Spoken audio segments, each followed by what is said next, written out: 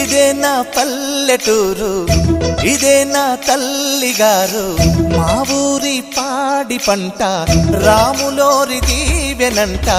తల్లి గోదావరి నీళ్ళు కడిగ సీతమ్మ పాదాలు, ఊరంతా హాయ్ హాయ్ హాయ్, మనసంతా హాయ్ హాయ్ హాయ్. ఇదే నా పల్లెటూరు, ఇదే నా తల్లిగారు, మా ఊరి పాడి పంట రాములోరి దీవెనంట.